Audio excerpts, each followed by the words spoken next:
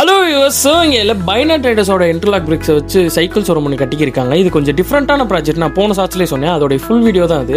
என்ன டிஃப்ரெண்ட்டான ப்ராஜெக்ட்னா, எல்லாரும் செங்கலை வச்சு தான் பேஸ்மெண்ட் கட்டுவாங்க, ஆனால் இவங்க இன்டர்லாக் பிரிக்ஸை வச்சு பேஸ்மெண்ட் கட்டியிருக்காங்க.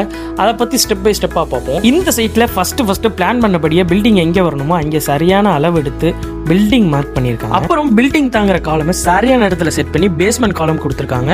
ஃபவுண்டேஷன் நல்லா ஸ்ட்ராங்காக கொடுக்கணும்னு சொல்லிட்டு ஃபுட்டிங்க்கும் காலமுக்கும் கான்கிரீட் போட்டு காலம் முடிஞ்சதும் பேஸ்மெண்ட்ல கிராவலை கொட்டி ஃபில் பண்ணியிருக்காங்க. அதுக்கு மேலே பேஸ்மெண்ட் எர்த் பிசிசி பண்ணி எர்த் லெவலில் ஸ்ட்ராங்காக இருக்கிறதுக்காக பிசிசி ஒர்க் பண்ணியிருக்காங்க. எர்த் பீம் போட்டிருக்காங்க. பில்டிங் எக்ஸ்ட்ரா சப்போர்ட் கிடைக்கும்னு பீம் ஒர்க் பண்ணி முடிச்சிருக்காங்க.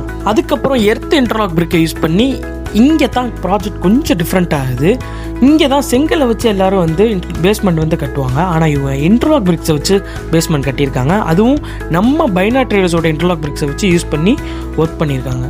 அடுத்தது பேஸ்மெண்ட் பெல்ட் போட்டிருக்காங்க. இது ஸ்ட்ரக்சரை டைட்டாக ஹோல்டு பண்ண சேஃப்டிக்கு ஹெல்ப் ஆகும்.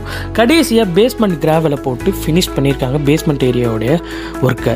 இதுதான் இந்த சைட்டில் ஃபஸ்ட் டேலேருந்து இப்போ வரைக்கும் பண்ணின ஒர்க்கு. உங்களுக்கும் இன்டர்லாக் பிரிக்ஸை யூஸ் பண்ணணும்னா பைனா ட்ரேடர்ஸாக காண்டாக்ட் பண்ணுங்கள். இன்னும் நம்ம சேனலை சப்ஸ்கிரைப் பண்ணிக்கோங்க. அப்போ தான் நம்ம போடுற வீடியோ உடனுக்குடன் நோட்டிஃபிகேஷனாக வரும்.